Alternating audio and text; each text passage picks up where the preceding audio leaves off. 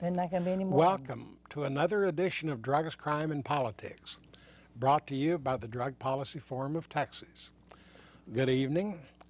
I'm your host, Buford Terrell, and with me is my colleague, Clay Jones. Good evening. How you doing? And we are more than honored tonight to have with us Ann and Bob Richards. They're longtime members of the Drug Policy Forum of Texas, and Ann is turning into quite an activist in a number of ways.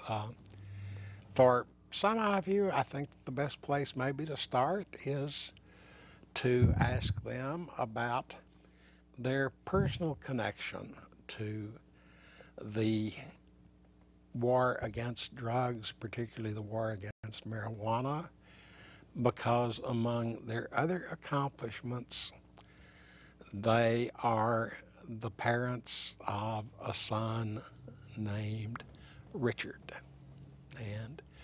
And why don't you tell us a little bit about how Richard ran into marijuana and how you found out about it and what's happened since then? In June of 1990, Richard had an accident which put him in a wheelchair as a paraplegic. Okay. In Tier here, as you know, as many people do not know, which we learned, spasticity is a problem for spinal cord injuries. The medicines that Tier could legally offer him had some pretty iffy side effects, which is at the age of 28, which is what Richard was then. Yeah. He did not care to chance. Yeah. While in Tier, in the wheelchair, in their library at Tier, he chanced upon some research done by two doctors with marijuana. And he said, "Mom, I wasn't even looking for it." We knew he was bored. We know he was also depressed. He was just there as passing time in the library. And he's a pretty smart guy and tends I to have find thanked the out Lord things. many a times, Buford, that he is strong from the waist up, because he is pretty independent in that wheelchair. Yeah. And the Lord made him smart. Yeah. And so he got out of the hospital, got the marijuana. Of course, prohibiting didn't mean he couldn't get it. It's just where you have to go to get it. Yeah. You have to go to a drug dealer instead of to a pharmacist to get it. And I can remember to this day, Richard, who always marched to a different drum, but who would not lie his way out of something, looked at us and said, "Mom and Dad, marijuana is good for me." And I can tell you, I didn't want to hear that. Yeah. Because I had believed all of the propaganda and the outright lies that the government, that my government had put out about marijuana. But trusting in this young man, with a lot of prayer, research, we found out that marijuana was a tremendous medicine. And that's when we first got involved with the Drug Policy Forum of Texas. Right. And my focus from that time on was to try to make it, I thought that people who could use marijuana as a great medicine for many things should be able to do it legally. So that was the thrust of what I believe we should be doing. Yeah. And so through the years, that's what we did. Got to say, though, that I am somewhat ashamed of you, because here it is in 2013, and the way I count on my fingers, that's about 22 years, and you still have not made medical marijuana legal yet. You're right about that. You're right about that. It's a sad state. Yeah. Unfortunately, there are forces that work to keep marijuana illegal. There are forces that have a vested interest in having it illegal because of various reasons, monetary reasons as well as business reasons. So she's not entirely to be blamed. She's doing what she can. And Well, you know, it's taken a whole bunch of us to push things this far. Yeah. And we've still got a little way to go, but I think we're about that close now. Different. It is interesting too, because I have a friend, well, a member of a Sunday school class at First Presbyterian Church, who shortly after Richard went to California, they came up and asked me about him, and I said, "Well, That's great. How'd you know about it? Now this man was sitting at the console for the landing of the astronauts. Right. There at NASA. Yeah. And it turns out that his wife's mother had been using marijuana for glaucoma. Yeah. And they were 100% behind having it made legal, which it is just gives you a sort of a scope. It's not just for the young people. This is for older people. Yeah. That we discover, and learning about this is the big problem. It seems to me, because well, in 1996, something happened that changed Richard's life and made him hop up and leave Houston and change your life. What happened? When California approved marijuana, medical marijuana, he moved to Oakland. Yeah. Went out there with nothing, really not knowing many people, and found a home. He loves Oakland. Yeah. We go out there and he shows us proudly around Oakland everything that's there. And Oakland has adopted Richard. As Rebecca Kaplan on the city council said when they had the raid, they said, we consider Richard a prominent member of Oakland and give him credit a great deal for turning around an old seedy part of Oakland, which they now call Oaksterdam. Yeah. Richard connected the two words Oakland and Amsterdam to come up with Oaksterdam. I believe I see an Oaksterdam emblem on Clay's jacket tonight. Right. In I fact, have been to the school. And I have to say that Richard has made me so proud to know him and know his motives. He's somebody I really look up to. It is interesting because I was just saying, thank you to Clayton for the testimony about Richard. We feel very humble when we go, and he has a lot of people older and seemingly more successful in business. That is, from their dress, from the way they conduct themselves, come up and say, Richard, your son's my hero. Your son kept me alive, or I owe my life to him. Well, I would say, being pretty much an observer on the sidelines, that Richard's efforts in Oakland have gone a long way to putting marijuana cultivation, preparation, and use on a firm, knowledge-based, factual foundation, have really developed the ideas of the importance of education in the science of marijuana, as it were, and has gone a long way to making it respectable all across the country. That was Richard's whole idea. He wanted the marijuana business to be treated like we treat the liquor business. Be taxed, controlled, and regulated, like we do alcohol and tobacco. And he put a lot of himself and a lot of the money he's made into putting it on the ballot in California, which we call Prop 19. Right. And I went out there in June of 2010 to work on Prop 19. And that trip to California made several changes in your own life, didn't it? Well, I had, don't know when I realized that there was more to marijuana than just for medicine. And of course, that's what Richard was promoting, that marijuana, it should be a recreational drug. It's far safer than alcohol. And so when I went out, I was sort of an anomaly. I mean, an 80-year-old, white-haired conservative Republican coming out to work for Prop 19. They thought that was a hoot. And I made the statement, and to this day, I'm not sure why I realized it through the years of doing the reading about it all, but I made the statement that was in the Tribune, June 25th of 2010, that the drug war was the most racist thing we had done since Jim Crow. Yes. And I grew up with Jim Crow in Louisiana. I grew up with it in Texas. It's not a nice place to be. No, it was not nice. It was so bad in Louisiana where I was that there was not even a high school for blacks to attend. I'm not talking about a segregated education. I'm talking about no education for them in high school. And then to realize that we had a new insidious form of Jim Crow. And right after I made that statement in the Oakland Tribune, Michelle Alexander's book comes out, The New Jim Crow. And it's very interesting. This conservative Republican has endorsed and promoted her book. And she was an ACLU lawyer. And I have promoted all over the place. But right is right.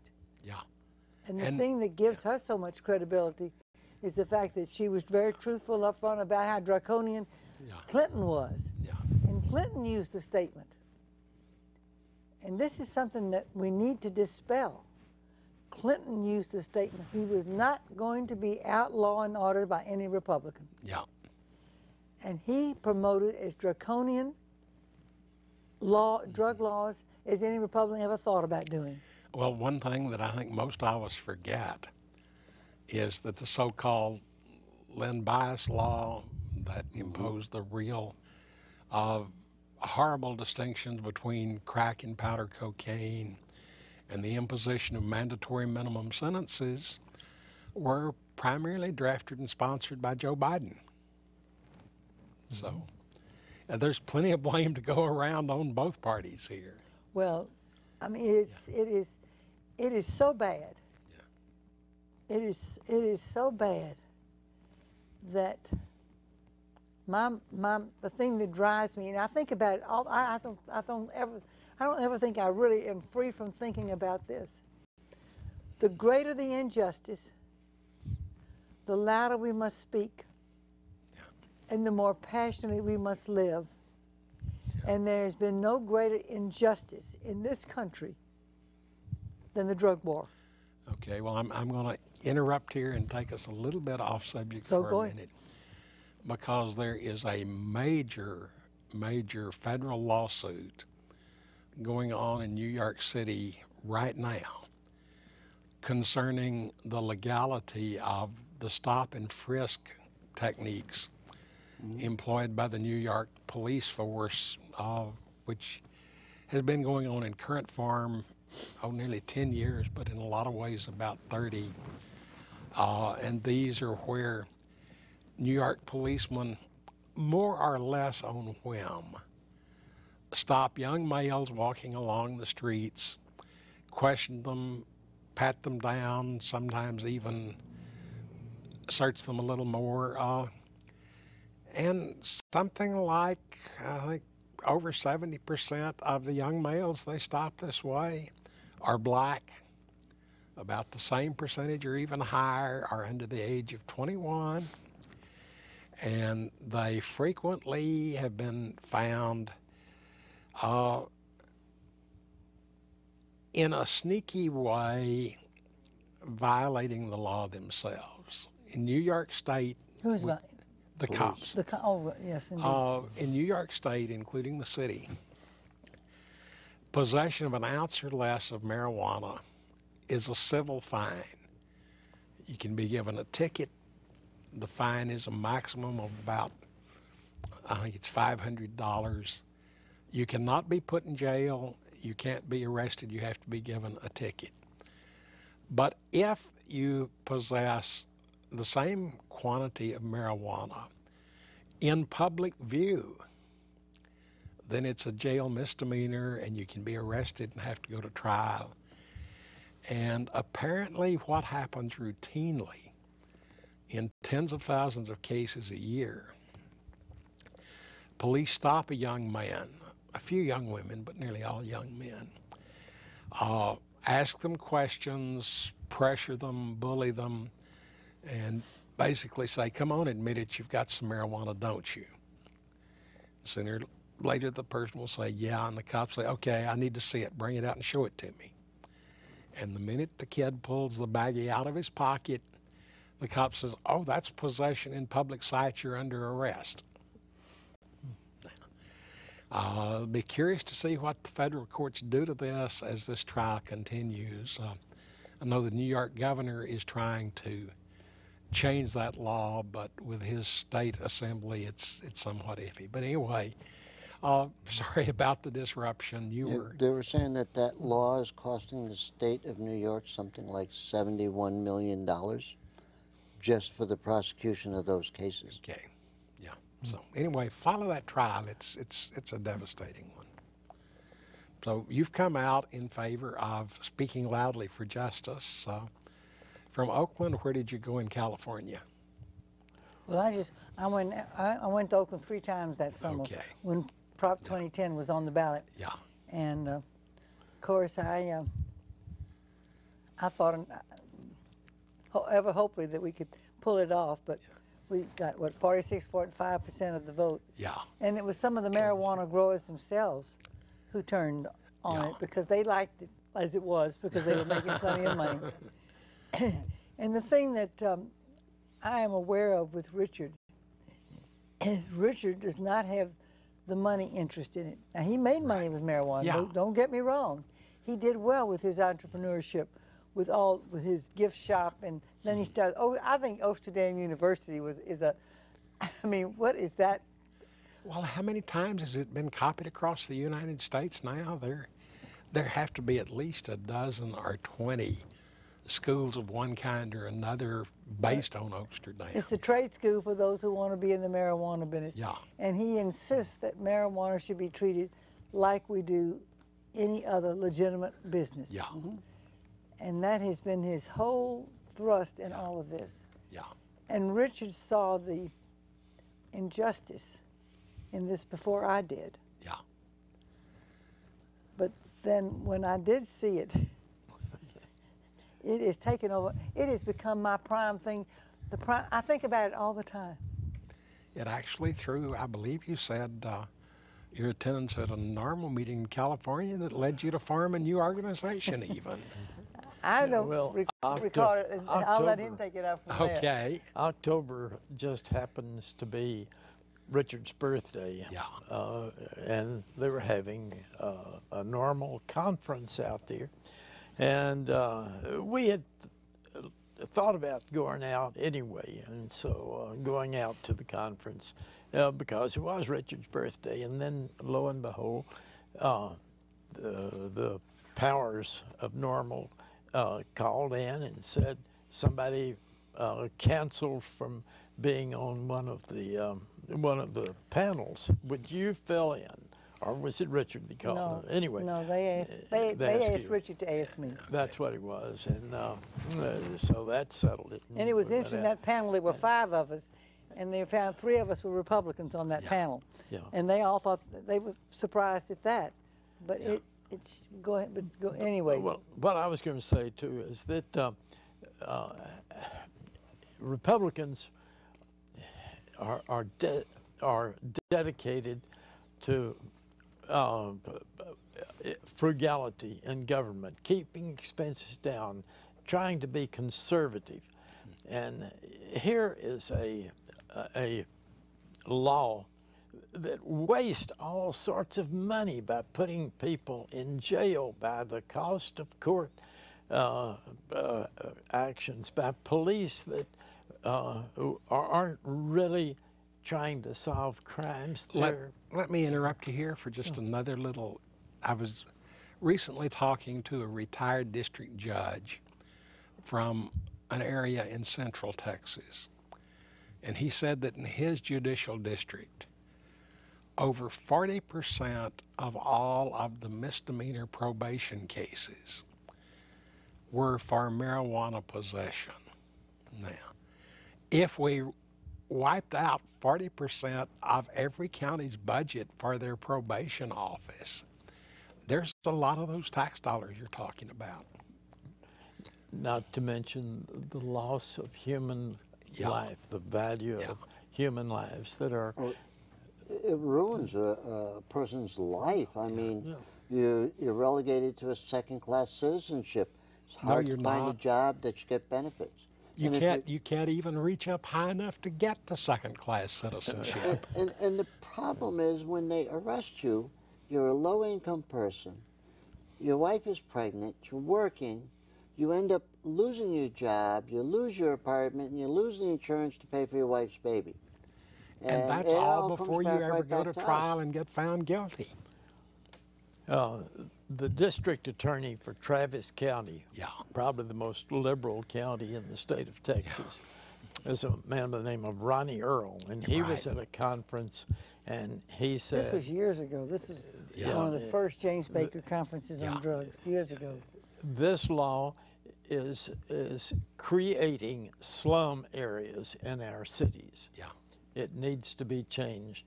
It's a slum when you arrest a bread earner and take him away from the family, and all of a sudden there's a wife and children without any means of support, and it multiplies until you've got an entire slum situation. And so it's not just a few Republicans that are against marijuana. Well, your Prince, that normal conference made you think about it. And there was a session. There's a group with Normal called. I had not been very involved with Normal before, and there's a group called Women's Advocacy. There's a group of women. That as a part of Normal, and they were having their own session, and so I attended, and something was said that sort of got my dander, and so I got up to ask a question, and I don't just ask a question usually, I sometimes do more than ask a question, but out of that came RAMP, and we started circulating at that conference. RAMP stands for what? Republicans Against Marijuana Prohibition. And we have a website, and you can go to it by www. The whole thing. I think Steve's going to put the web address up on the screen in a minute. Or you can do it with Conservative Cannabis. Conservative Cannabis, The two of them. But we're going to change I want the mission statement changed, because I think we have two missions, two things that I think are vital to do. We have to dispel the myth that to be for law and order, you support the drug war. And nothing could be further from the truth, because the drug war promotes disorder, it supports bad law, and creates great injustice. Well, I noticed just this week, on the national level, Rand Paul came out and said he didn't think people should go to jail for marijuana. And Chris Christie, the governor of New Jersey, who spent most of his career as a federal prosecutor, came out and said the drug war doesn't work. So you're not the only Republican saying these things. Well, you know, that's pretty smart. After 40 years of having 40-plus years of having the drug war designated as such, and the situation's worse than it was when they started. I mean, it's pretty smart to be able to tell it doesn't work in that length of time. Well, I've got three favorite numbers that I quote over and over and over. 1 minute. Okay. You'll have to wait 2 weeks to hear those favorite numbers. Well, the other part... The other minute I wanted to get is, tell us about your appearance in front of Representative Dutton's committee on his... Well, it wasn't Dutton's committee. Oh, it was Dutton's bill. It was before the committee. It was Herrera, who was the chairman. Reduced to misdemeanor, Class C. They were very receptive, and of course I asked them all if they had read the new Jim Crow, and found out that they are either had ordered it, were going to order it, and so that, because I think nobody should be on a criminal jurisprudence committee that is not familiar with that book. Are sitting on a criminal court bench.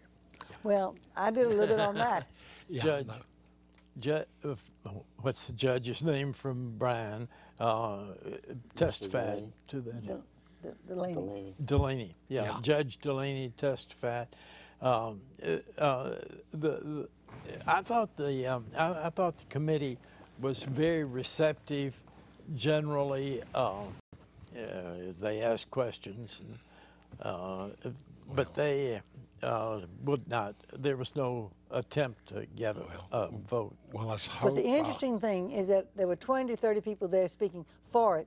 Nobody against it. Wonderful. We've got to rush along and take a break now. And when we come back, we're going to share with you a video that people like the three of us should enjoy about should your grandmother smoke marijuana. So we'll be back in just a minute. Okay. And thank you, Ann and Bob. Should grandma smoke pot? I was just superficially aware of it. I had no knowledge at all of it, I would say. I'm interested in medical marijuana. There's sort of a sea change going on in this nation, and it has to do with marijuana. You know, at old age, they say that by the time you're 75, you have at least 4 chronic diseases to deal with. My son's taken 25,000 pills and he's 5 years old. Well, things have changed since I started using medical cannabis. I discovered quite by accident that cannabis or marijuana worked better than the drugs and narcotics I was getting. It's a whole new world. It gave me hope. I'm Robert Platshorn, author of Black Tuna Diaries, and the man who spent 30 years in prison for marijuana, more than anyone in America. Many of you are familiar with my story from the movie Square Grouper, which was on Showtime. The things you're about to see will certainly surprise you and most likely shock many of you. For the past 70 years, you've been bombarded with lies, carefully crafted propaganda. And more vicious, more deadly is the menace of marijuana. In order to sustain a multi-billion-dollar drug war against the most valuable plant on the planet. A war that helped no one, but has destroyed millions of American lives. Our government has created the perfect system for themselves. They create a cycle where they made this illegal. They then fund it with the privatization of prisons. Privatization of prisons and mandatory minimums for sentences came out about hand in hand. That's another billion-dollar industry. So the law enforcement have an incentive to keep these things illegal. The majority of arrests in this country for drugs are from marijuana, simple possession of marijuana. There's an arrest approximately every 37 seconds in this country for cannabis. Every 37 seconds. My sentence was 64 years. There's no way to describe that. There's no way to explain what that does to you. We're more apt in this country to cut our teachers and our educational system than our law enforcement system for something that has been proven to not harm a single soul. President Jimmy Carter had made inferences that he wouldn't be opposed to legalizing it. At a House hearing today, the Carter administration favored easing the penalties they face for that use. We have yet to find a serious medical consequence related to marijuana just smoking. One more question. Somewhat to my surprise, we have not found serious health consequences in approximately $20 million of research in the last 5 years.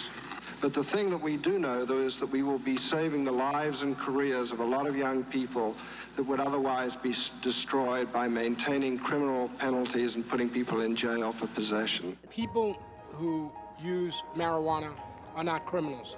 The real criminals are people who are opposing legislative and social change. The people you need to talk to about medical marijuana is not the people who are already predisposed to smoke it, but to talk to the senior citizens, and you launched the Silver Tour. The Silver Tour isn't a lecture or a panel or a class. It's a show. And we go in, and first they get to meet and hear a couple of doctors. Used in respectable moderation, marijuana is absolutely not addictive. No more addictive actually than treat ice with cream. marijuana and have done research for 10 or 12 years. Then they get to meet patients, people like Irv Rosenfeld. It's worked for me. It saved my life. Who's gotten medical marijuana from the federal government. I get it shipped to me once every 25 days. The whole time I was in prison. Wow. The federal government sent him 300 joints a month, to treat his tumors and still maintain, of course, it has no medical value. It's been called by many names: hemp, ganja, pot, weed, marijuana. But they all have the same uses.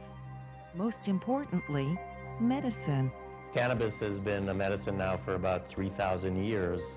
In the United States, it only hasn't been a medicine for the past 70 years.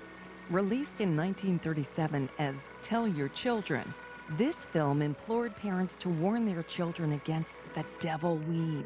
It was commissioned by the newly appointed head of the Federal Bureau of Narcotics, Harry Anslinger, an avowed racist. Physicians in the United States knew the medicine as cannabis, and by using marijuana, he sort of did an end run around the medical community.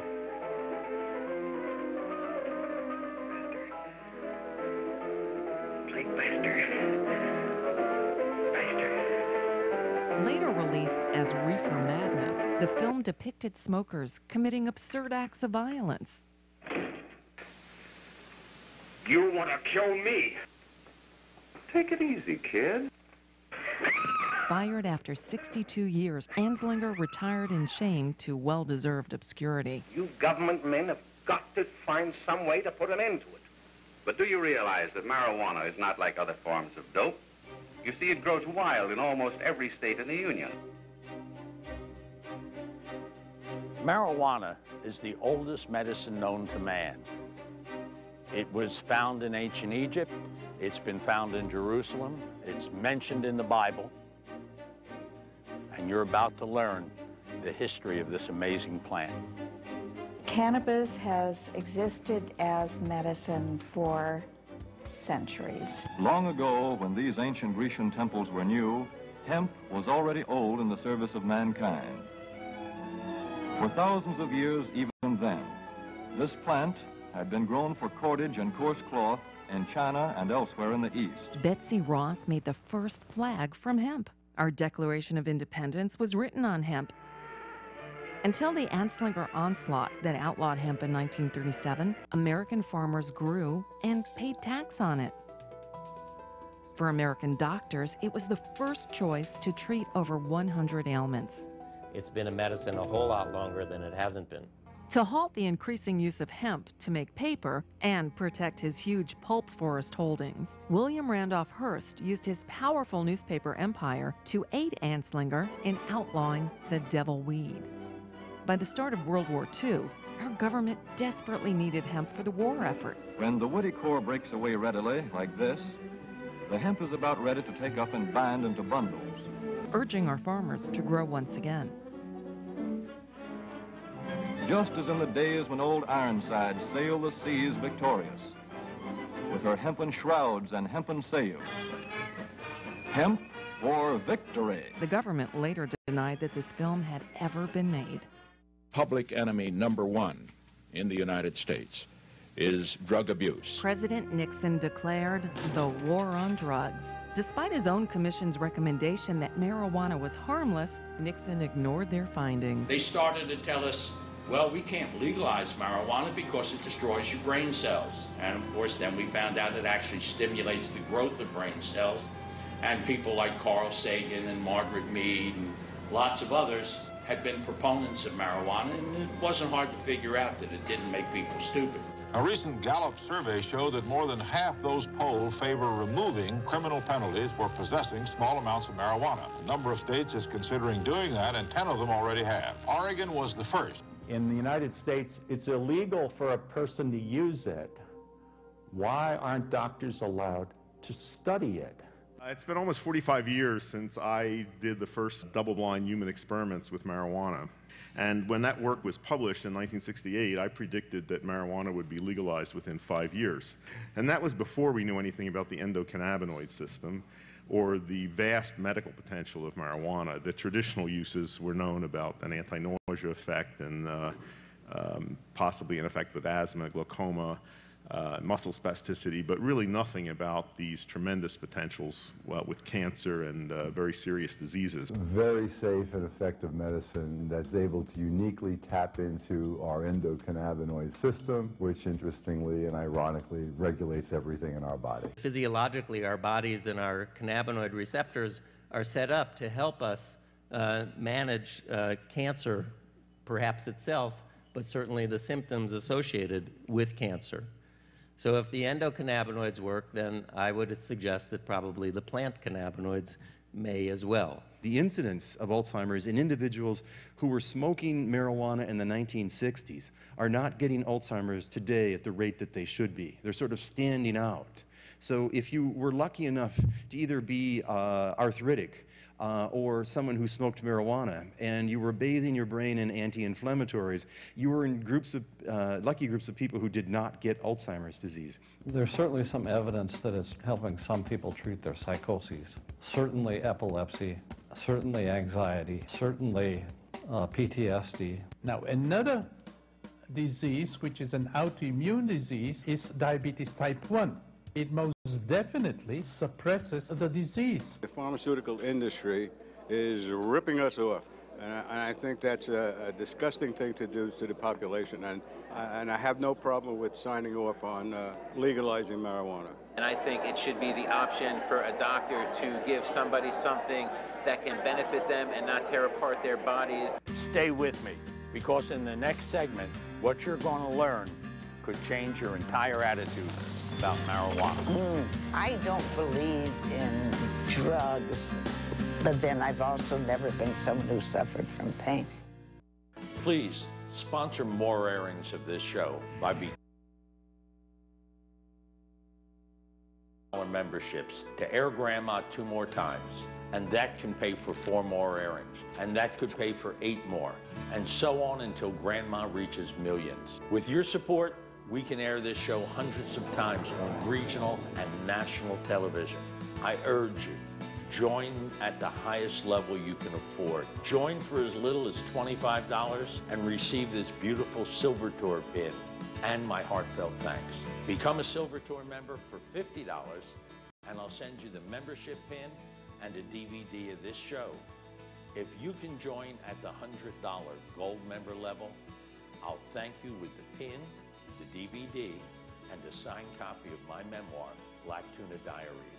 $1,000 platinum membership can sponsor as many as 10 regional airings of Grandma. Your thanks is all of the above gifts, plus a signed copy. Something very, very special. One of Irv Rosenfeld's federal medical marijuana delivery cans. These cans have sold at auction for up to $5,000.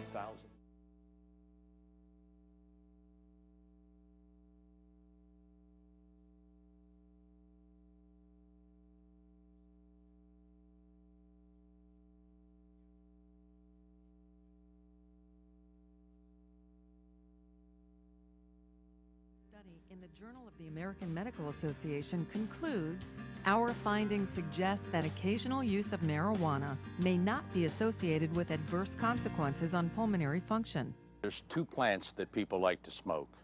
The first, of course, is tobacco. It causes cancer, COPD, emphysema. The other is cannabis. It's the oldest medicine known to man. It's a lung expander.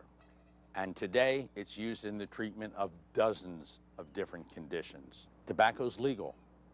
Marijuana's illegal. Does that make sense to you? In 1971, I discovered quite by accident that medical marijuana worked best for my bone disorder. I have bone tumors all throughout my body. I was born with it, diagnosed at age 10, and told I may not outlive my teenage years. Had many dangerous operations, and I was on all kinds of narcotics, from morphine to Quaalude to Valium. And then quite by accident in college, I discovered the benefits of medical cannabis, that it worked better as a muscle relaxant, anti-inflammatory, and for my pain than any other medicine. But it was illegal. So I took on the federal government. In 1972, I started. In 1982, I won. It took me 10 years. But I became the second person in the United States that the federal government grows my marijuana and supplies me on a daily basis. They put 300 cigarettes to a cookie tin, they freeze dry it, and that's how I get it. I'm in good shape, okay? I have a severe bone disorder. I have over 200 bone tumors in my body. And if you look at me, I'm 59 years old. I don't look it. I don't take any prescription drugs. I haven't since 1990. All I take is medical cannabis. That, my friends, is a fountain of youth. Can you imagine your kids having seizures every single day, being in pain 12 to 14 hours a day, crying, screaming? My son's tried 12 different medications from around the world, 2 that weren't FDA approved, and they didn't work. They just caused more problems. My son's taken 25,000 pills and he's 5 years old. Well, things have changed since I started using medical cannabis. I got him down from 22 pills a day down to 4 right now. He's functioning better. I have documentation. I have video evidence of him changing as a human being. His eye contact's getting better. I get emails from his teachers telling me how good he's doing. When he looks in my eyes and I tell him, give me a kiss, he could give me a kiss now. Can you imagine your kid not giving you a kiss? One night at 3 a.m., I woke up and I didn't make it to the washroom. I'm lying in my own, pardon the expression, crap. And I thought, I can't stand this. This isn't me. If I had a gun, it would have been over at that point. I saw this booklet that says multiple sclerosis, medical marijuana. Took a puff for the first time in my life. And from that time on, I have felt as if I had something to help me keep control of a body that can go out of control. It's a whole new world. It gave me hope. And that's really what it amounts to. I'm sure I'm not alone. About a year ago, while I was on a book tour, I was on the West Coast and met a boy by the name of Joey Perez, little 10-year-old boy. Joey is autistic, and as he got older, he got more violent. He was never able to communicate. He was 10 years old. He would beat his head against the wall. He had broken several bones, and he no longer had any desire to eat.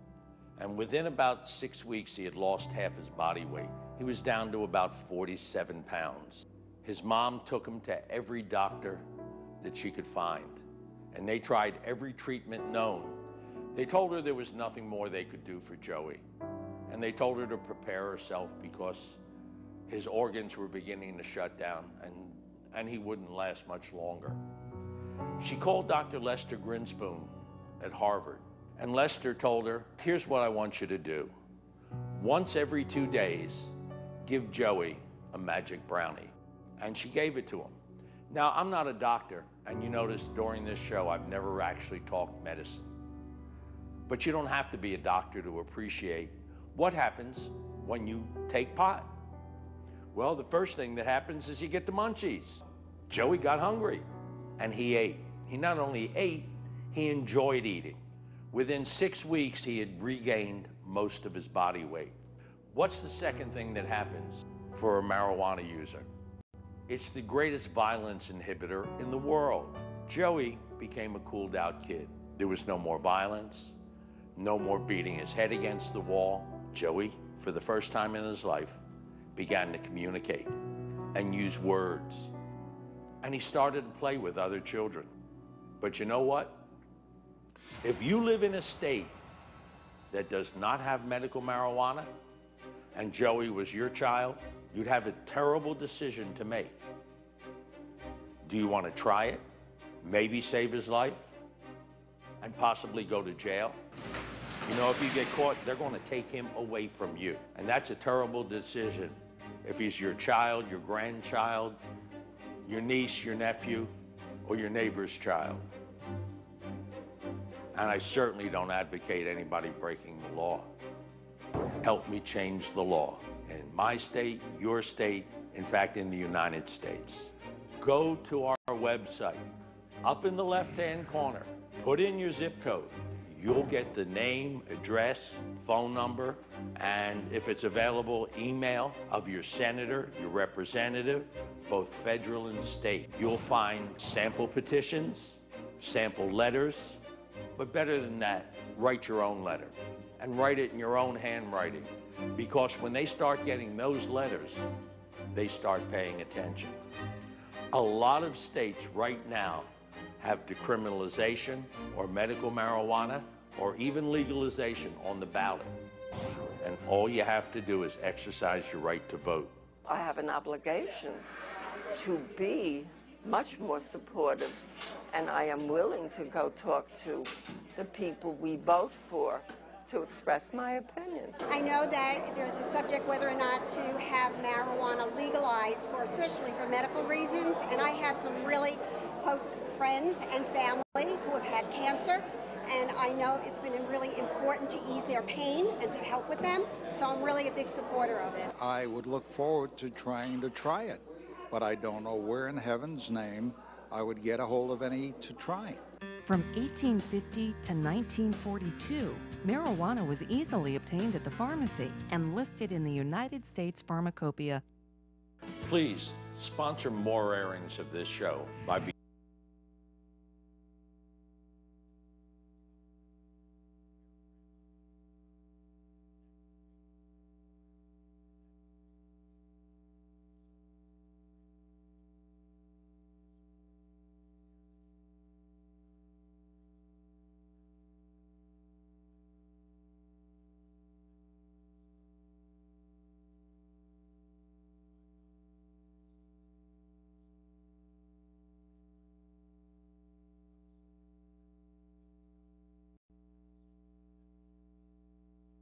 I better put this up.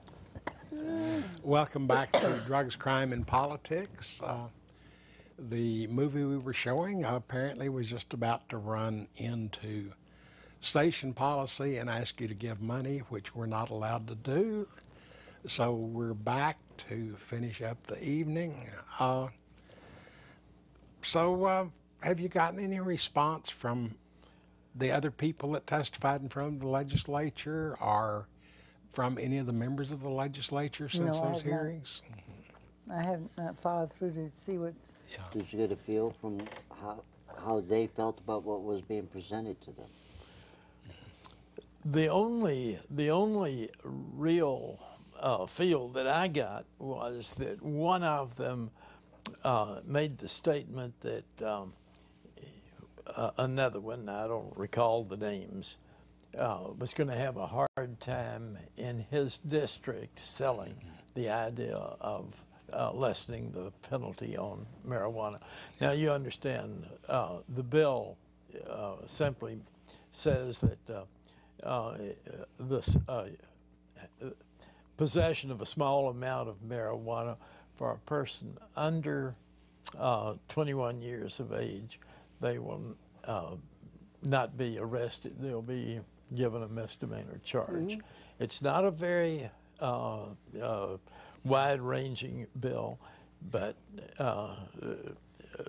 there were a comment or two favorable, I thought, and a couple that said, I don't know whether we can pass this, whether we can get reelected if we vote a certain way. Was there a Miss Clark on that panel? No. A young black lady?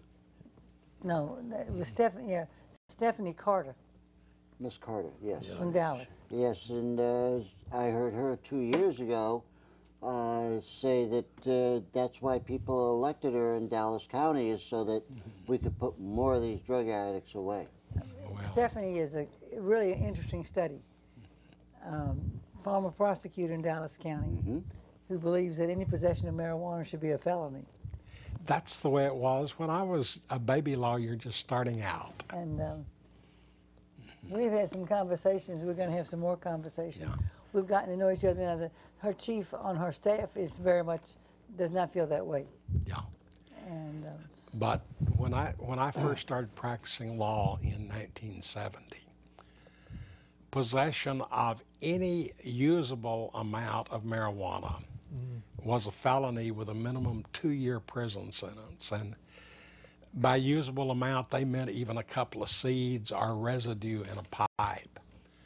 But at that time, even in a place as conservative as Lubbock, the judges were having to assemble jury panels of 150 to 175 people in hopes of getting 12 that would say they were willing to even consider sending someone to prison for marijuana. And about the same time, I visited some friends in Austin.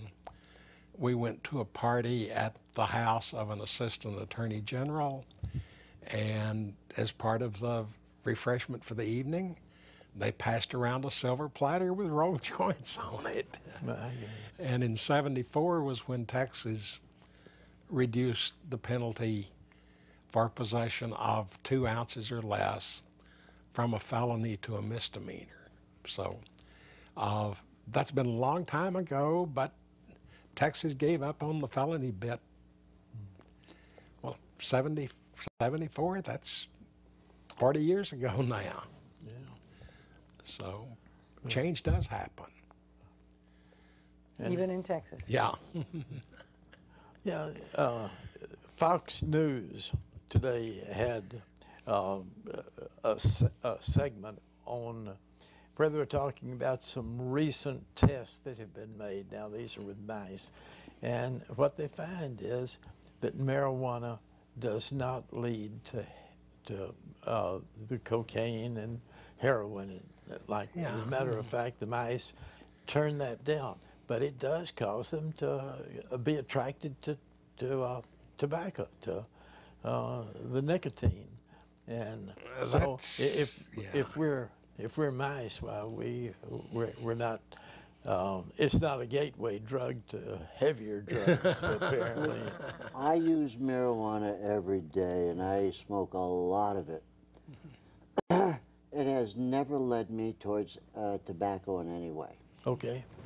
Well, of course, the whole gateway drug thing is a total myth anyway. I mean, to use the same evidence that people have used on this gateway drug thing, we would have to outlaw milk, because every cocaine and heroin user in this country started out consuming milk every day. Every one of them started on milk and graduated to coke or heroin.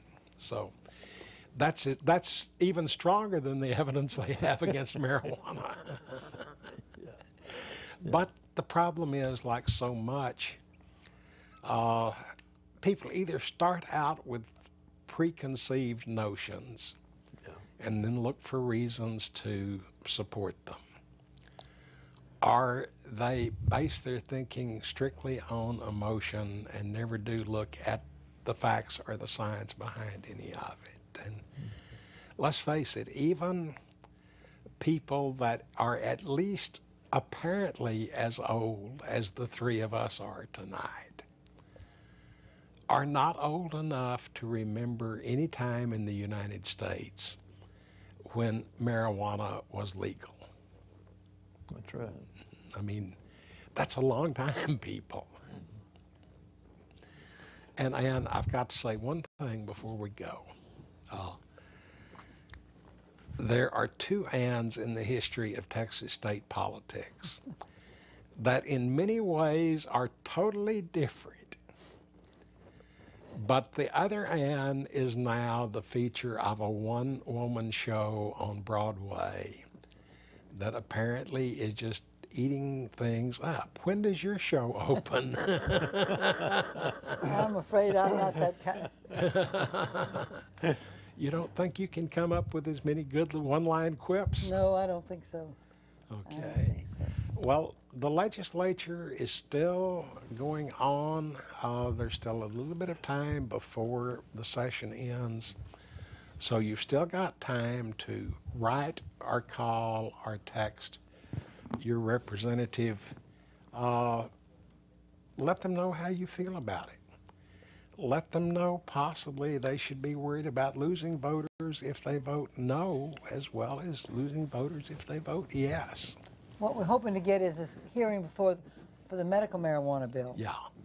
And Colhurst is the chairman of that committee. Did it actually get filed on time? Oh, it's been filed, yeah. Okay. NASDAQ filed that, yes. Yeah. I'd understood it missed the filing deadline, but... Oh, no, he filed it. He filed it quite a bit. He was okay. And what is that committee going to go to? Well, no. Is that the medical marijuana bill or that crazy affirmative defense bill? The affirmative defense bill. Oh, that's a horrible bill. That ought to be voted down immediately.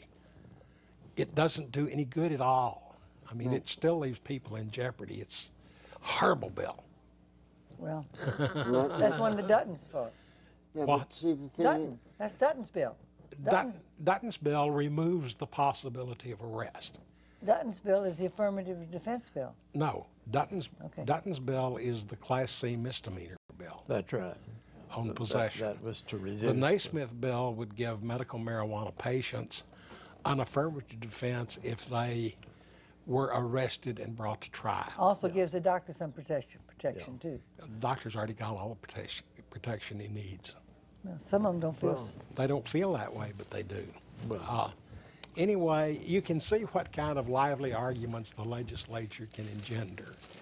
And that's part of what makes it hard to get changes in law The thing passed. that if any group that's interested in this can do is to find the people in these various committee members' districts who can let them hear from them. Right. It's much more important to hear from someone within that person's district.